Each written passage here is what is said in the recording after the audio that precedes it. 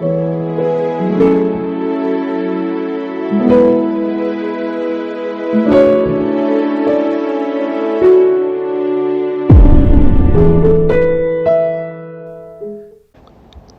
and Brandi Edwards are the daughters of fallen LAPD officer Michael Lee Edwards, who was killed in the line of duty in May 11th, 1974.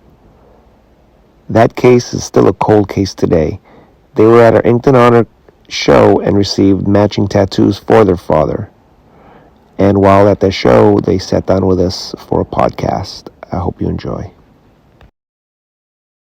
Elvis Lives. What's the significance of Elvis Lives? Oh, so you're going to put this all on me? Okay, I see how this is. So, my sister, her father, Michael Lee Edwards, was a fallen officer that passed away in May of 1974. 1974. 1974. Wow. And over the past 2 years, we've also lost her brother that was Michael Lee Edwards Jr. And ironically, both of them were buried on May 15th. Wow. So it's to just memorialize them, you know? Legends live on just like Elvis did. Were they big Elvis fans? Am I making an assumption? Both were big Elvis fans. Really? My brother liked to say, Elvis lives and so do you. Love that. My dad is a big Elvis fan. He's Asian, so he loves karaoke, and he sings Elvis all the time. And well, you know, there's a lot of Elvis impersonators that are Asian. There are. Yeah, and funny enough, Elvis did play Michael Edwards in a movie. Wait, what do you mean? What do you mean? He played the character Michael Edwards in one of his movies. Elvis. Can you explain that a little more? We know which. We read it. Go real close. We read it. There's a book about it. I'm not sure which movie it is, but for sure Elvis played the character Michael Edwards. Michael Edwards, your father? No, just a random character named Michael Edwards, and they share the same name. Wow, that's amazing. Yeah, there's a lot of coincidences that all just kind of mingle into it. Really? Elvis had a bodyguard. His name was Michael Edwards as well. He wrote this book. And the book's a little off. It's a little kooky, but the gentleman's name was Michael Edwards. And we found it after my brother passed away, and my brother even had Elvis Lives tattooed on him. So this is really just the coincidence of the coincidence. You have to acknowledge that. That, like, the serendipity of it all is just amazing. I love it. Yep. Definitely. Absolutely. So do you two remember your father? Absolutely. I remember my father. I was 7. Oh, you were 7 when he passed away. And the one thing that stands out is that I walked my dog, and my dad said, "Don't let the leash go," and I absolutely didn't let it go, but I got hurt a little bit. But I didn't let go of the leash like he told me. So that's the only thing that really stands out. I remember a little bit of stuff. Him showing me how I could take out my tooth if it was loose. I could tie it around a string and attach it to the door and slam the door, and my tooth will come out. I've never found the courage to do that. But it's awesome you have that memory about you. Well, he showed me how to do it. He showed me how to tie it, and he goes, "Wait till I go to work to do it." So he didn't want to see the pain, or yeah, but he said it'll work for sure.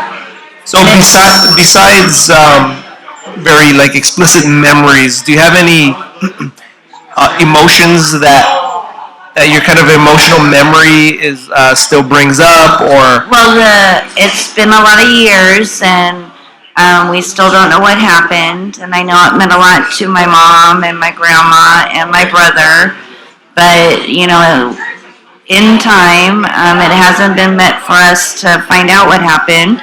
And just getting the word out there, maybe somebody will remember something and we'll find out what happened. Right. So you were 7 when he passed away? Yes. You were 7. And my brother was 2. So I'm the missing link that came after the fact, but it's still part of my lineage. 100%, yeah. We're the last 2 actually out of our family. both of our fathers, our mother's gone. Oh, wow. So it's really a support and, Yeah. sharing a legacy. Right. Because just because the person's gone doesn't mean their memory shouldn't live on. 100%. 100%.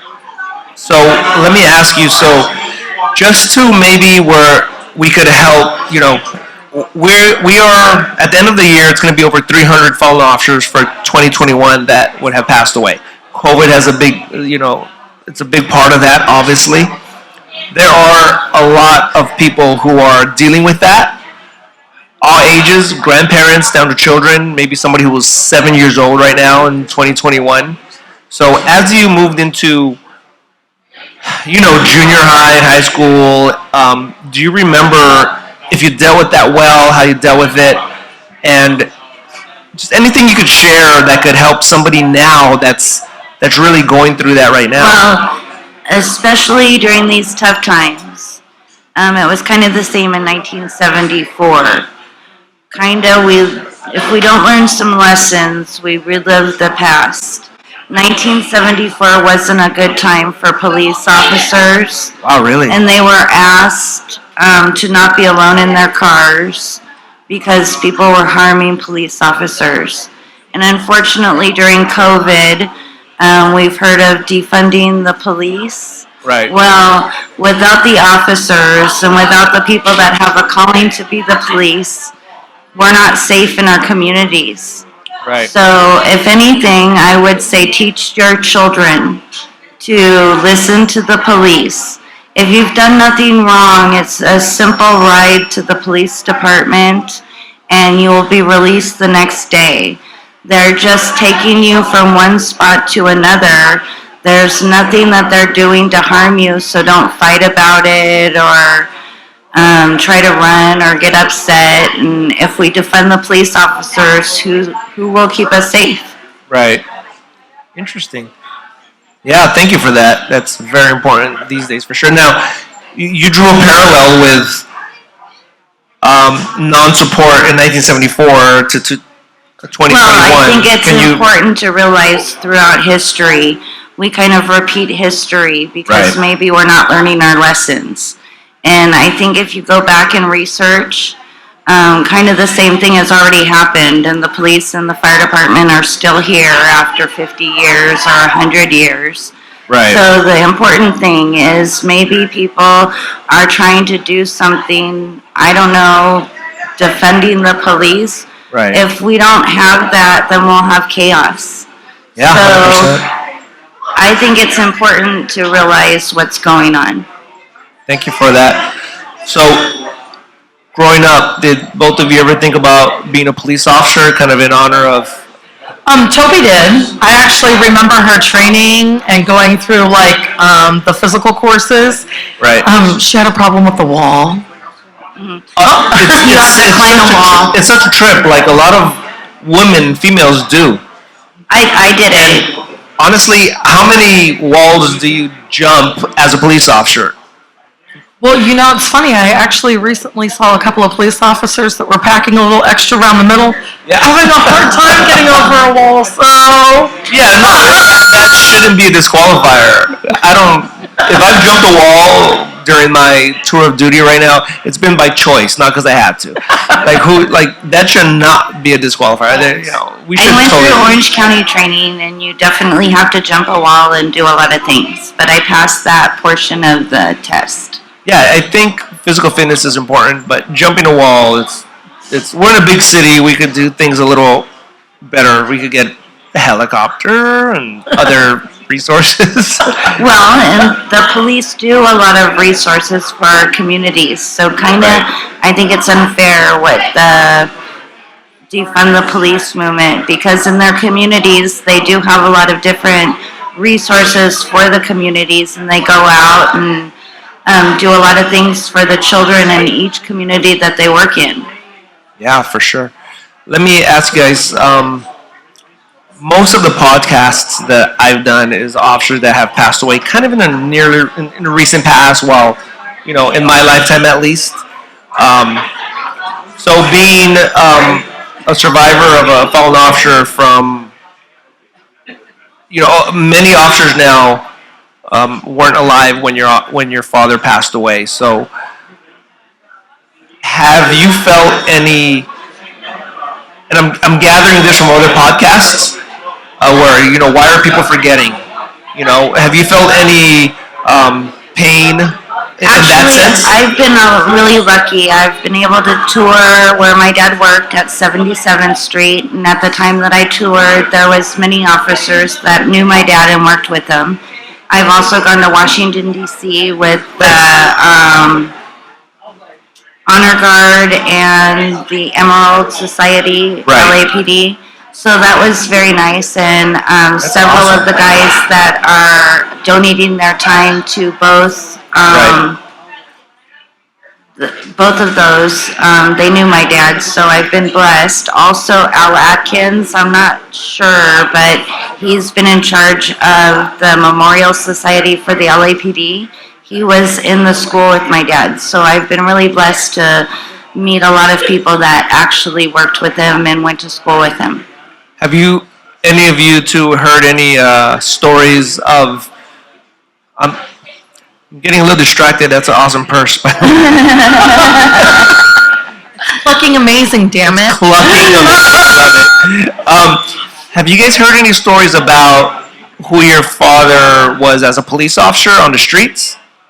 I heard one story that kind of stood out to me. My dad was just driving home on the 5 freeway, and he was with another officer. They were going to do something, and my dad saw a guy off of one of the bridges, and he got off to save him, but it turned out that he was a news reporter. But the person that told me the story was the gentleman in the car, and he said that's the kind of police officer and person my dad was, that he would go out of his way to make sure someone was okay, and he really cared about what he did. Interesting. Very cool.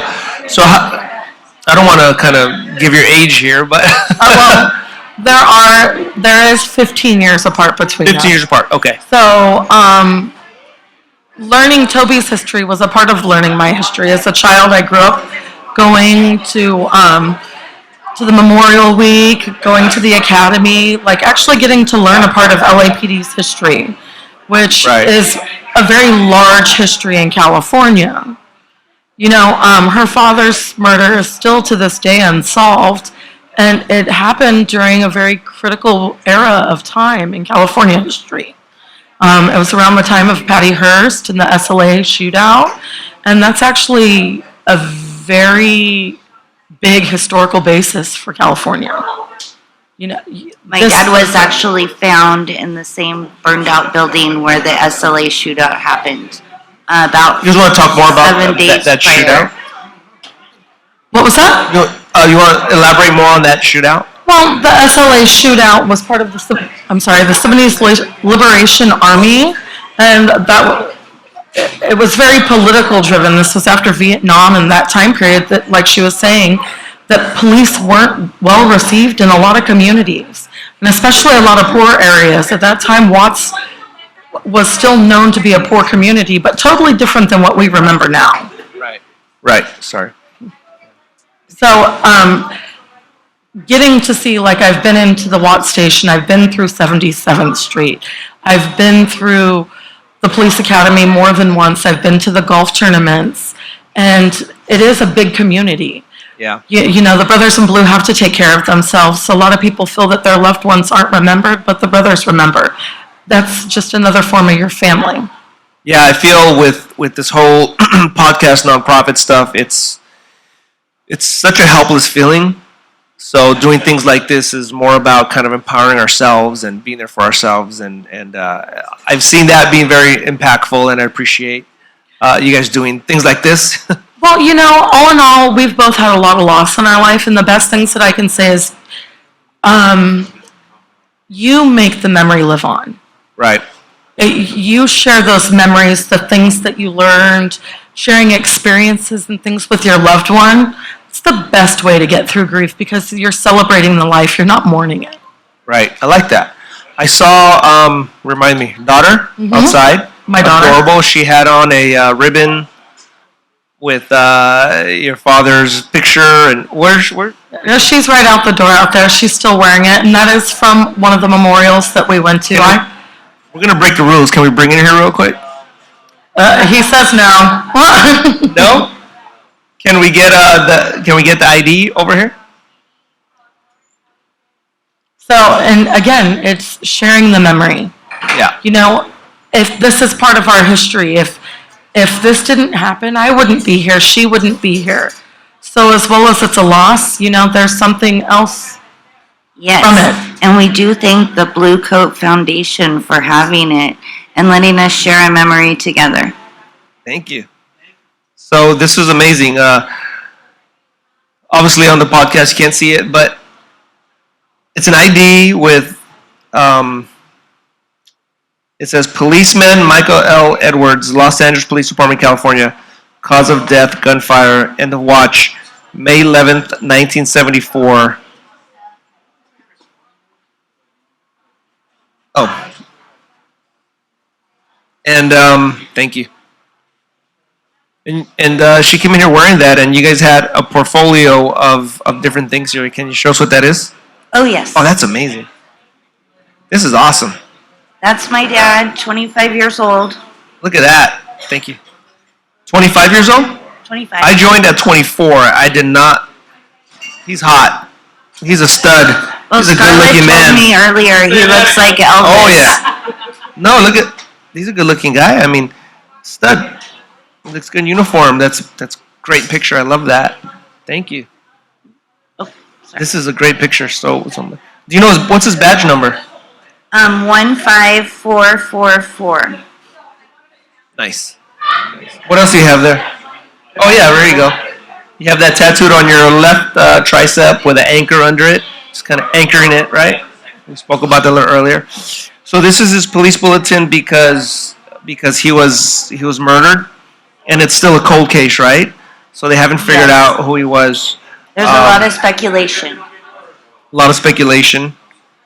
And This is my brother, That was the junior. Michael Lee Edwards Jr. and you said his date of burial was the same day as your Yes.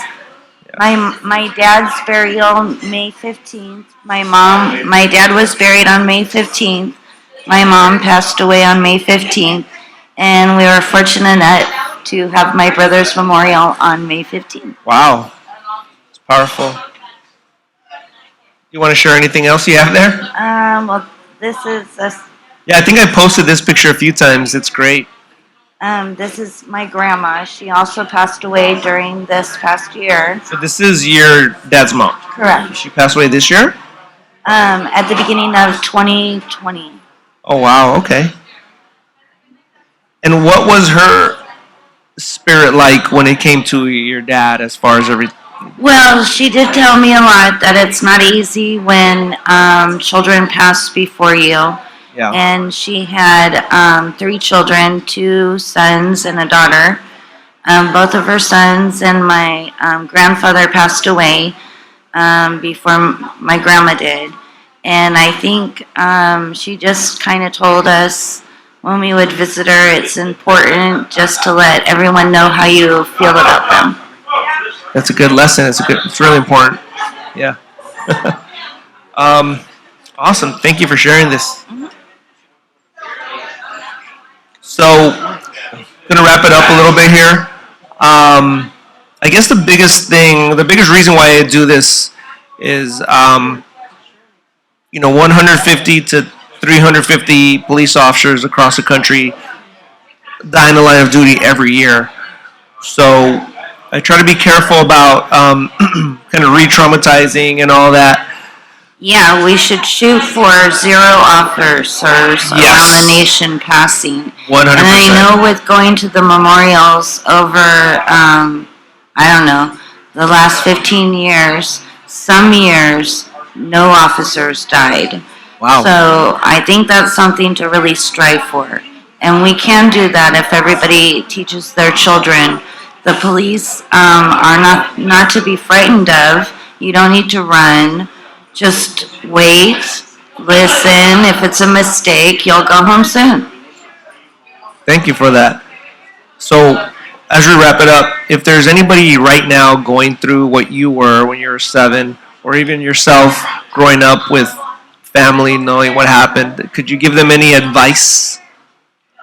Don't bottle it in. Talk about it. Learn. It's your history. It's your life. Deal with it. Don't. It's natural to grieve. It's natural to be upset. It's natural to feel like you got robbed because you did. You did.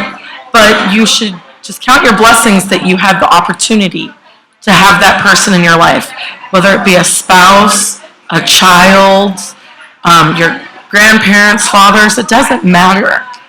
Yeah, so many people are devastated and don't bounce back. Right. Tobie? Oh. Anything for maybe a 7-year-old now that's going through that, which I'm sure there Well, are. it's important to talk about it, and sometimes it's not easy to talk about because not everyone understands when you talk about your dad being a police officer. So just always being vocal and using your resources and talking about it is important.